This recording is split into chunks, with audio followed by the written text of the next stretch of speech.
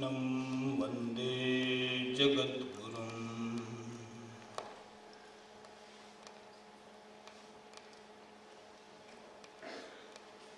Shrimad Bhagavad Gita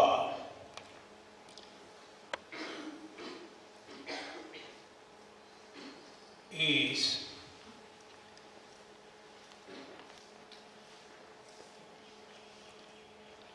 very well interwoven net. All those 700 shlokas are interwoven, interconnected.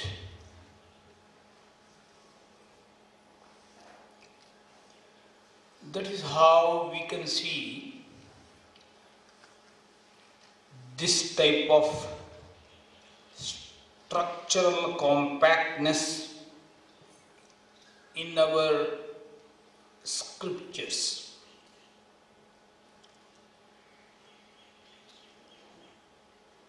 It was a dialogue between Partha and Parthasarathi, Sri Bhagavan Krishna.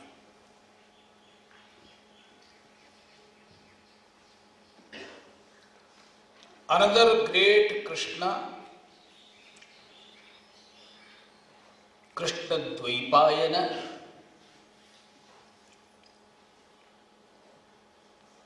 Vyasaha, Satyavati Sutaha, Parasharyaha,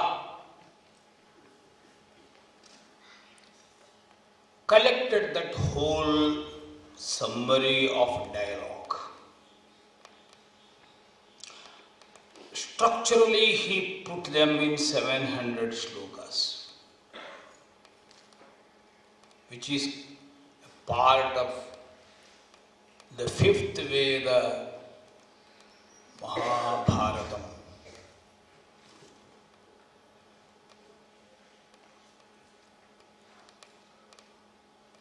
This gamut of the text, Srimad Bhagavad Gita, comprising 700 shlokas, divided into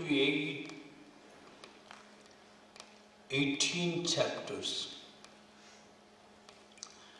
is very well interpreted by various acharyas.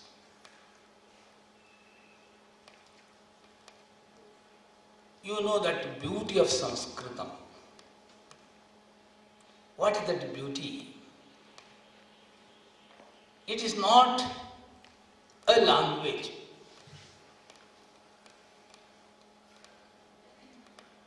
Language, it is only a vehicle for communication. Whatever thoughts come to us, whatever feelings emerge in our Manasa Sarovara, that we communicate.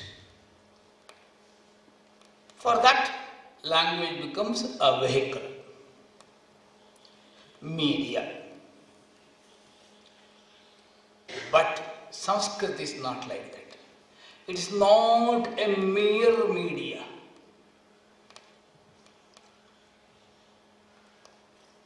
We use cup and saucer for taking coffee, tea,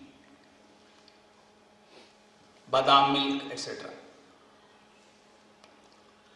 The main essence is that tea, coffee, badam milk, whatever it is. For that we use this cup and saucer for comfortable sucking.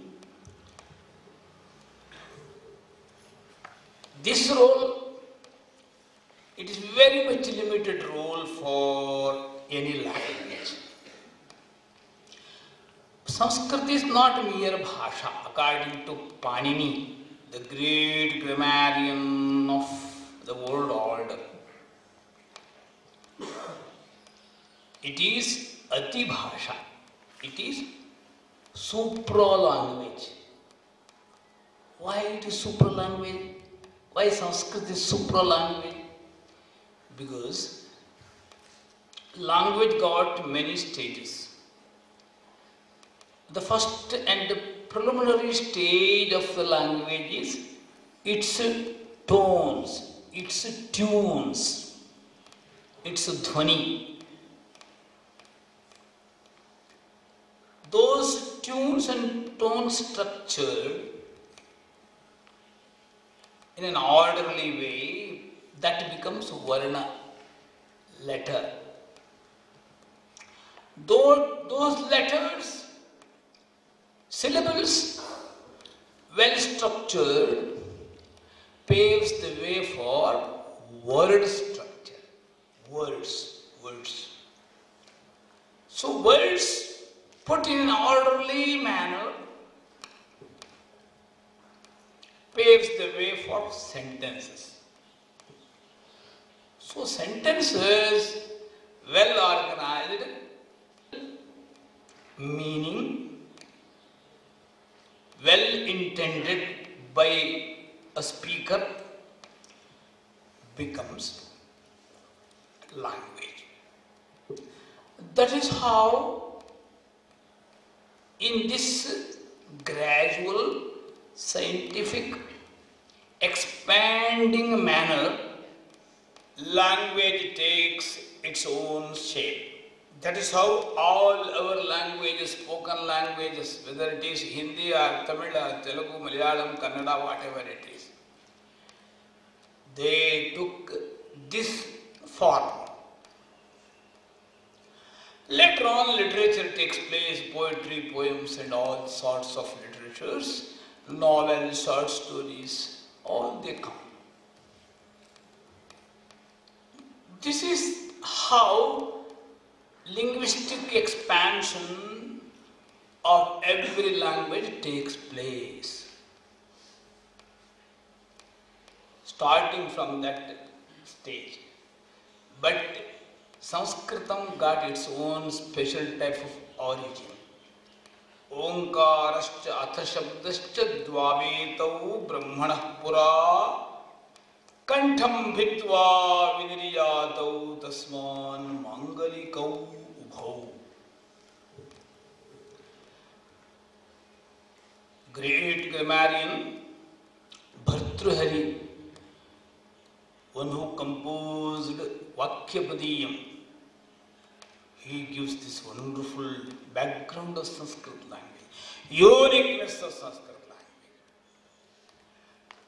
It is not at ordinary levels, because it has come from intuitional minds. Great rishis Marichi, Kashyapa, they started pronouncing it.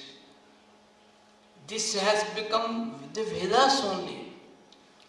Most structured grammatically, structurally, semantically, morphologically, well structured language, that is the first stage of this language. It is not something tunes and tones. So the very first utterance, Om Agnimire Prohitam Yajnasya Deva Mritvijam Utaram Ratnadhatamam. This is the first mantra from the Rig Veda. Oldest utterance of mankind. Starting with Om. Atha Om. So every word, every syllable, aksharam, every dhvani, every varna, it is well structured and meaningful. That type of condition, that type of status, we see in the first stage of this language. The first stage of this language is the highest stage of this language. The very first utterance in all other language will be phonetic. If you just see some language in some tribal areas, that will be full of tones and tunes. Just like some Animals also, they utter such language. Language, they have their own language. But it is phonetic language. Only dhvanis they produce. That dhvani will have its own meaning. It will be conveyed to other co-traveler of that particular species. So whatever peacock speaks, peacock can understand.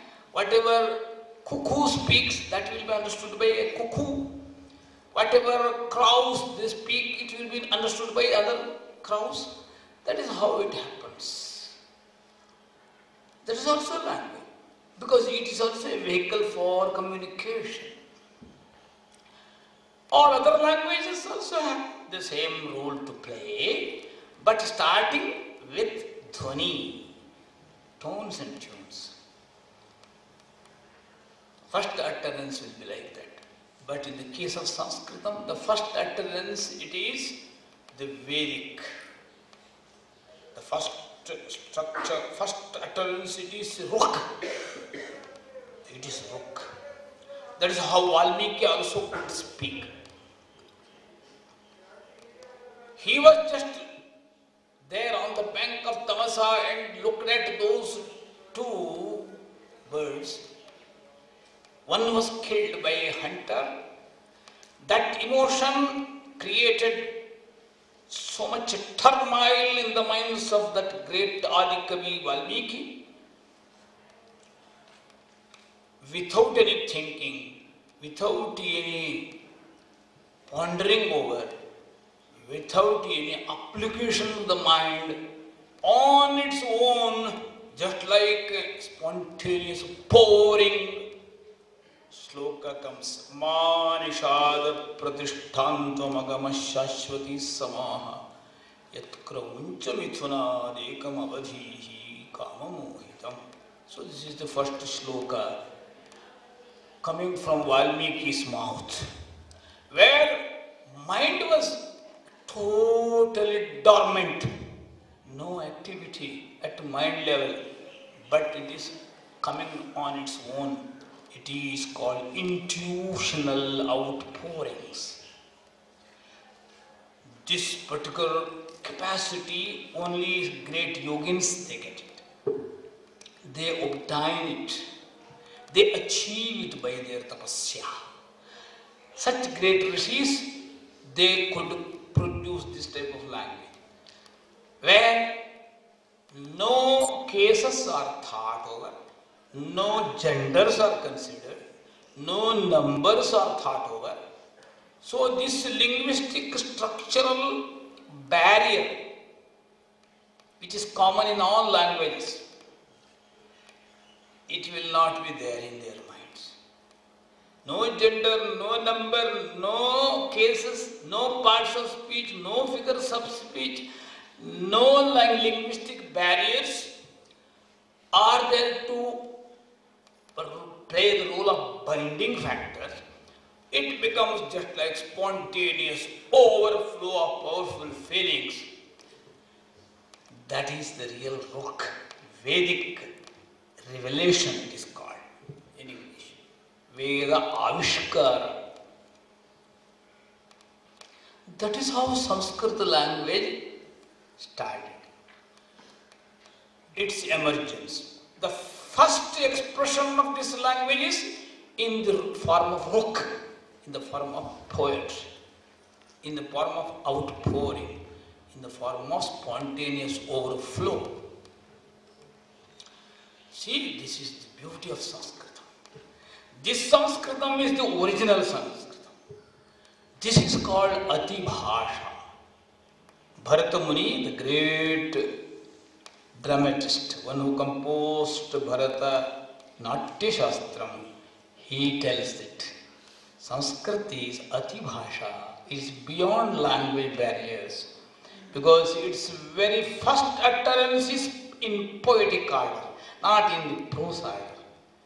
In its first utterance, you cannot see any intellectual gymnastics or dances. It is only purely spontaneous outpouring. This is called the Vedas. This is called that Mahakavis, Mahakavya, Ramayanam. So Vedic Sanskrit and Ramayanam Sanskritam, that is the real Sanskritam. There you can see this type of unique beauty. The same beauty you see in the Bhagavad Gita. That is why ordinary Sanskritam, spoken Sanskritam will be helping there a bit, no doubt. But that language of Bhagavad Gita got its own special features, special semantic significances. इसकी आर्थिक अर्थगत विशेषताएं बहुत हैं. इसलिए गुरु उपदेश के बिना भगवद गीता के बारे में व्याख्यान करना अच्छा नहीं.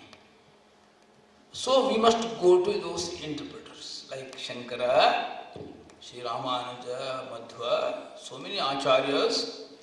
They have written commentaries on Bhagavad Gita that we have to depend upon. So now, this background we must know about Bhagavad Gita. We cannot make any shloka totally isolated from the total structure of the Bhagavad Gita, because all 700 shlokas are interwoven. You cannot keep any shloka totally isolated. That is why this much background is needed while interpreting Bhagavad Gita. Now, all are speaking on Bhagavad Gita. They have their own interpretations. Yes, they are free, because Sanskrit language got its special beauty. It is ever relevant. Why ever relevant? Because that inbuilt capacity, linguistic capacity, got that capacity. Inbuilt system. That is why every word in Bhagavad Gita got different moods, different modes, different shades. Moods, modes, shades. All are different. That is why every word will have its own multiplicity of meaning. Wonderful. It is good. That is how hundreds of interpretations, relevant interpretations, every scholar, well-versed scholar, one studies under the great gurus, got every freedom to interpret it. But without this background, if we start interpreting, it will be dangerous. Because Sanskrit language got its own structural compactness, structural multiplicity, both compactness and multiplicity, both are there. That is to be taken into account. That is how we have to go for interpretation of Bhagavad Gita. So now, this Gita we have taken, 10th chapter we have taken for deliberation. Again, just I remind that sentence, Indriyanam manaschasmi bhutanam asmi chetana. This very line is the main central theme of the whole chapter. That is why I take still more time to interpret. In the light of psychology now, in the light of psychology, because psychology is so wonderful science, because it deals with mind management. Now we talk up so much about engineering, management. Yes, it's very fine. We must go for mind engineering. We must go for mind management. For that, there will be no other text than Bhagavad Gita. For so much insightful guidance we get from this source. Let us try again and again. Here in this Maitri Milan. Om Shanti. Om.